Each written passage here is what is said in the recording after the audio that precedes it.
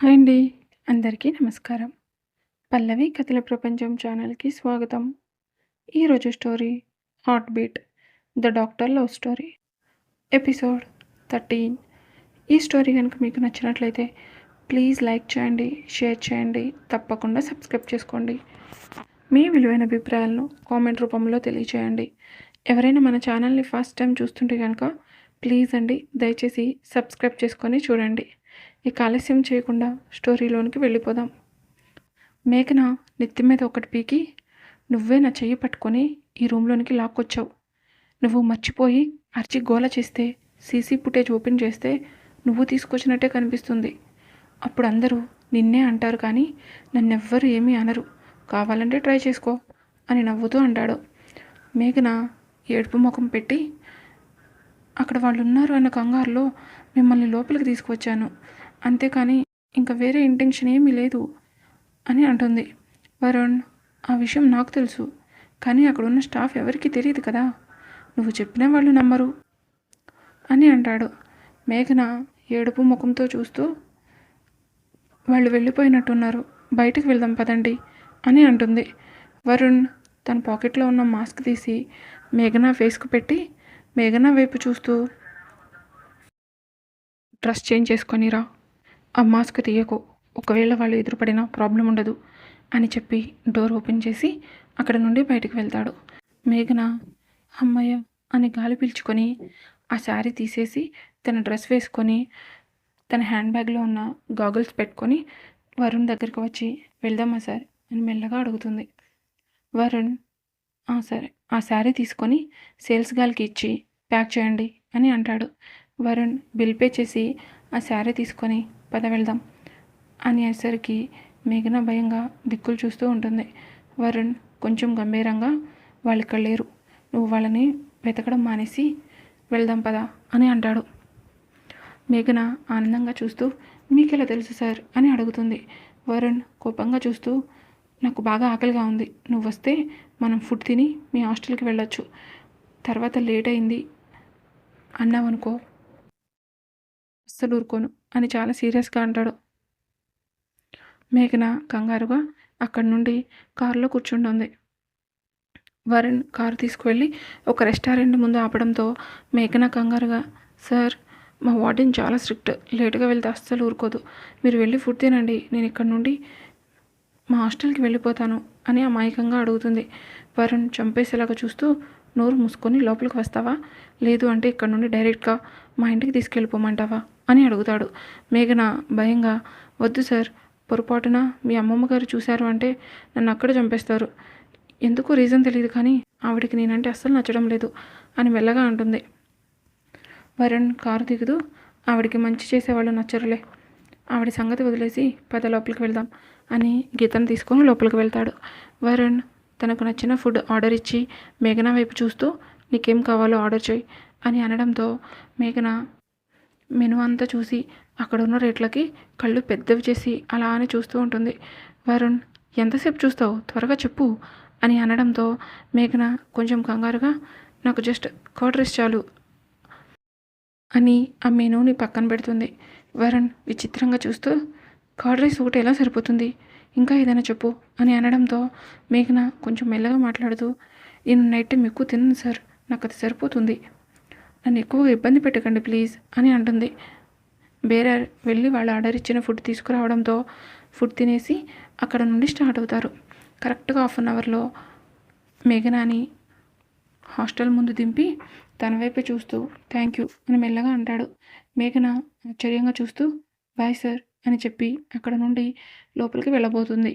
వరుణ్ మేఘన చేయి పట్టుకొని ఒక కవర్ తన చేతిలో పెట్టి అలానే చూస్తూ ఉంటాడు. మేఘన ఆ కవర్ని గుర్తుపట్టి, సార్ ఇది నాకెందుకు ఇస్తున్నారు, మీరు ఎవరి కోసమో కొన్నాను అని చెప్పారు కదా, మర్చిపోయారా అని అడుగుతుంది.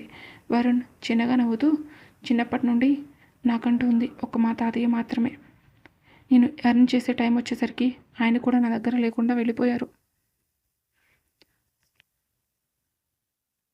నేను డబ్బులు సంపాదించిన ప్రతిసారి వాటిని ఖర్చు పెట్టడానికి నాకంటూ ఎవరూ కనిపించలేదు, అందుకే నేను సంపాదిస్తున్న దాంట్లో హాఫ్ అమౌంట్ ట్రస్ట్లకి వెళ్ళిపోతుంది.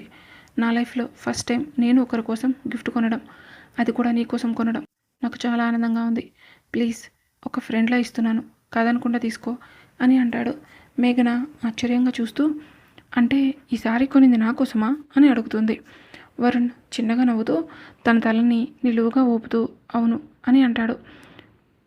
మేఘన కొంచెం కంగారుగా సార్ ఇంత కాస్ట్లీ సారీ నాకొద్దు. మీరు నాకు ఒక ఫ్రెండ్లా గిఫ్ట్ ఇవ్వాలి అనుకుంటే ఒక చిన్న చాక్లెట్ ఇచ్చినా సరిపోతుంది. అంతేకాని ఇంత కాస్ట్లీ సారీ ఇవ్వాల్సిన అవసరం లేదు. ప్లీజ్ ఇది మీరే తీసుకోండి అని ఇబ్బందిగా అంటుంది. వరుణ్ అలానే చూస్తూ చూడు నేను నా లైఫ్లో మా తాతయ్య తర్వాత అంత ఇంపార్టెన్స్ ఇచ్చింది నీకు మాత్రమే. నువ్వు ఆ కాస్ట్ చూడకుండా నా ఎమోషన్ని అర్థం చేసుకోవడానికి ట్రై చేయి.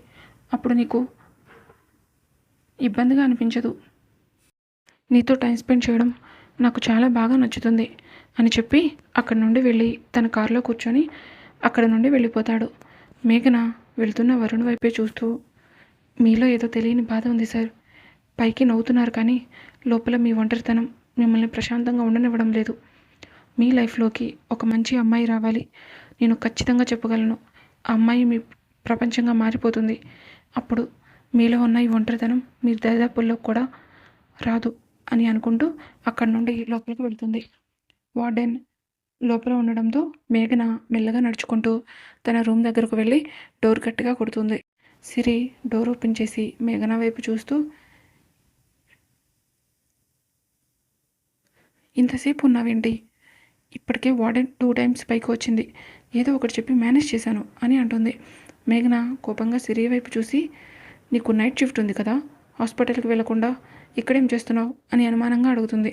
సిరి తన నాలుక ఖర్చుకొని కంగారుగా చూస్తూ అంటే మేఘన అది వెళ్దామని అనుకున్నాను కానీ ఎందుకో సడన్గా హెల్త్ బాగాలేదు అనిపించింది. అందుకే నా బదులు హరిని వెళ్ళమని రిక్వెస్ట్ చేశాను. ఇదిగో ఇప్పటి వరకు పడుకొని రెస్ట్ తీసుకుంటూ ఉన్నాను. ఇప్పుడే కొంచెం సెట్ అయింది అని నీరసంగా అంటుంది. మేఘన వెనక్కి తిరిగి బెడ్ మీద చూసేసరికి అక్కడ పిజ్జా కవర్స్, కోక్ టిన్స్ కనిపించడంతో సిరి వైపు కోపంగా చూస్తూ అవునా, హెల్త్ బాగోలేనప్పుడు పిజ్జా తినమని చెప్పారా నీకు అని కోపంగా అడుగుతుంది. సిరి వెనక్కి తిరిగి అక్కడ ఉన్నవి చూసి అబ్బా దొరికిపోయాను, ఇప్పుడు ఈ రాక్షసి నన్ను చంపేస్తుంది అని అనుకుంటూ మేఘన వైపు చూస్తూ అంటే మేఘన అవి నావి కాదు, పక్క రూమ్లో ఉన్న శ్వేత ఆర్డర్ చేసుకుంది. వాళ్ళ రూమ్లోకి వార్డెన్ ఎక్కువగా వస్తుంది అని మన రూమ్లోనికి వచ్చి తిని అలా వదిలేసి వెళ్ళిపోయింది. అవి చూసి నువ్వు నావి అనుకుంటున్నావు అని అమాయకంగా అంటుంది. మేఘన పక్కన ఉన్న పిల్లో తీసుకొని సిరి మీద విసిరేసి నోరు తెరిస్తే అన్నీ అబద్ధాలు, నీ సంగతి తెలిసి కూడా నిన్ను నమ్మాను చూడు, నన్ను అనుకోవాలి అని కోపంగా సిరి వెనకపడి కొడుతూ ఉంటుంది. సిరి ఆ రూమ్ అంతా పరిగెడుతూ సారీ మేఘ, నాకు ఈరోజు బయటికి రావాలనిపించలేదు, అందుకే అలా చెప్పాను, ప్లీజ్ ఈ ఒక్కసారికి వదిలేయి అని బ్రతిమలాడుతుంది. మేఘన బాగా అలసిపోవడంతో బెడ్ మీద పడుకొని నువ్వు తప్పించుకొని నన్ను ఇరికించావు కదే అని అంటుంది. సిరి కూడా మేఘన పక్కన పడుకొని ఎలా జరిగింది మీ షాపింగ్ అని నవ్వుతూ అడుగుతుంది. మేఘన కోపంగా చూస్తూ ఇంకొక క్వశ్చన్ అడిగావంటే ఇక్కడే చంపేస్తా, నోరు మూసుకొని పడుకో అని అనడంతో సిరి పక్కన పడి ఉన్న కవర్ తీసి ఓపెన్ చేసి అందులో ఉన్న శారీ చూసి ఆశ్చర్యంగా మేఘ ఈ శారీ చాలా బాగుంది అని అంటుంది. మేఘ శారీ వైపు చూస్తూ హా అని కామ్గా కూర్చుంటుంది. సిరి ఏమైంది మేఘ అని అడగడంతో మేఘ షాపింగ్ మాల్లో జరిగిందంతా చెప్పేసరికి సిరి ఆశ్చర్యంగా ఏంటి వీర ఇక్కడికి వచ్చాడా అని అడుగుతుంది.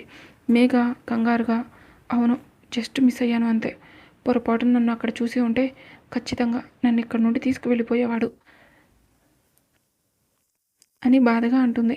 సిరి కొంచెం కంగారుగా ఈసారి బయటికి వెళ్ళేటప్పుడు కొంచెం జాగ్రత్తగా వెళ్ళు అని చెప్పడంతో మేఘన డల్గా మాట్లాడుతూ రేపు మార్నింగ్ వీరాని ఎలా ఫేస్ చేయాలో అర్థం కావడం లేదు, వాడి చూసే చూపు చాలా తేడాగా ఉంటుంది అని అంటుంది. సిరి ఏం కాదు మేఘ, నువ్వు టెన్షన్ పడకు, రేపు మార్నింగ్ హాస్పిటల్కి వచ్చినప్పుడు నువ్వు ఇంపార్టెంట్ సర్జరీలో ఉన్నావని చెప్పి అతన్ని పంపించేస్తాను, నువ్వు ఇప్పుడు ప్రశాంతంగా పడుకో అని అనడంతో మేఘ డ్రెస్ చేంజ్ చేసుకొని నిద్రకు ఉపక్రమిస్తుంది. వరుణ్ తన కార్ పార్క్ చేసి లోపలికి వెళ్ళేసరికి శారదా గారు, రేఖా గారు హాల్లో కూర్చొని వరుణ్ కోసం ఎదురు చూస్తూ ఉంటారు.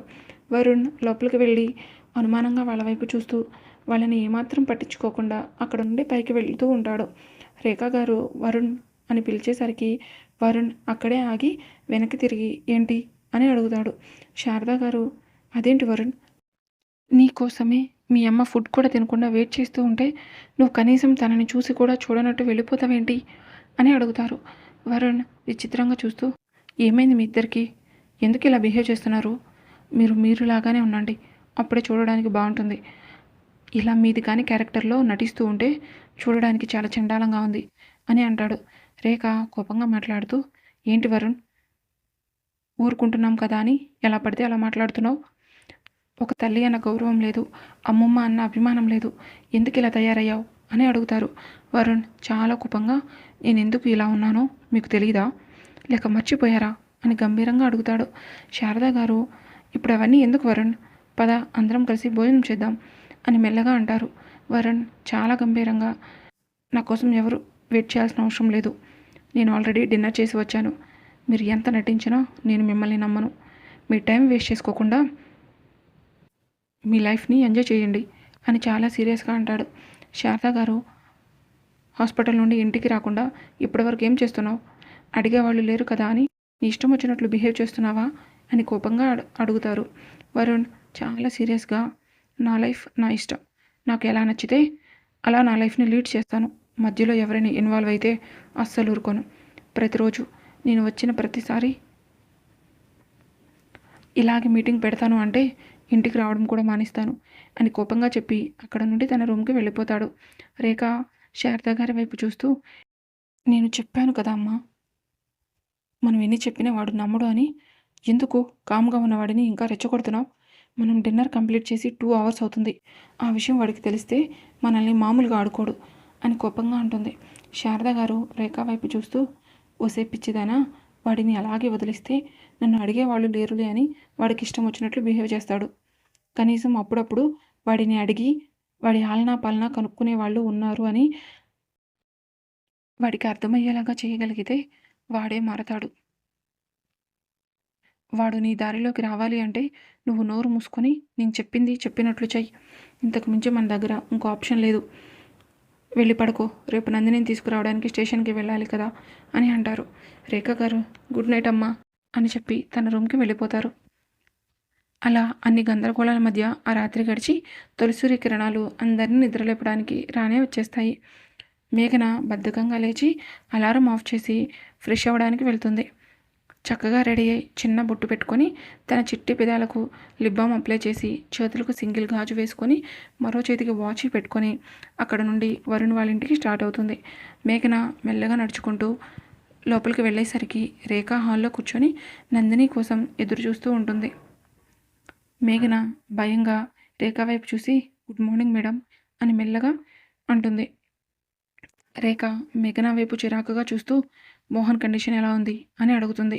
మేఘన ఏం చెప్పాలో అర్థం కాక ఇప్పుడు కొంచెం బెటర్ మేడం, కానీ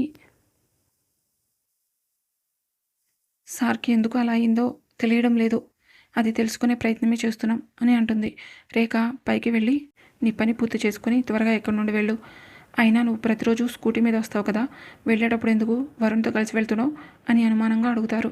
మేఘన ఏం చెప్పాలో అర్థం కాక అంటే మేడం వరుణ్ సార్కి నన్ను జూనియర్ డాక్టర్గా అపాయింట్ చేశారు, సార్ హాస్పిటల్కి వెళ్ళిన తర్వాత సార్కి కావాల్సినవన్నీ నేను దగ్గరుండి చూసుకోవాలి, అందుకే నేను వెళ్ళడానికి లేట్ అవుతుందేమో అని సార్ నన్ను కూడా తనతో పాటు తీసుకువెళ్తున్నారు అని మెల్లగా అంటుంది. రేఖ కోపంగా చూస్తూ నువ్వు తప్ప ఇంకా బెస్ట్ డాక్టర్స్ ఎవరూ లేరా హాస్పిటల్లో వరుణ్కి హెల్ప్ చేయడానికి అని కోపంగా అడుగుతుంది. రేఖ గంభీరంగా మాట్లాడుతూ చూడు వరుణ్కి కొంచెం దూరంగా ఉండు, అందంగా ఉన్నాడు, బాగా రిచ్ ఫ్యామిలీ కదా అని ప్రేమ దోమ అని వెంట పడ్డావి అనుకో ఈ భూమి మీద లేకుండా పోతావు అని గంభీరంగా అంటుంది. ఈ రోజుకి ఈ స్టోరీ ఇంతటితో కంప్లీట్ అయింది. మరలా నెక్స్ట్ ఎపిసోడ్తో కలుసుకుందాం. మీకు కనుక ఈ స్టోరీ నచ్చినట్లయితే ప్లీజ్ లైక్ చేయండి, షేర్ చేయండి, తప్పకుండా సబ్స్క్రైబ్ చేసుకోండి. మీ విలువైన అభిప్రాయాలను కామెంట్ రూపంలో తెలియచేయండి. హైప్ కనిపిస్తే హైప్ పాయింట్స్ కూడా ఇవ్వండి. Thank you for watching.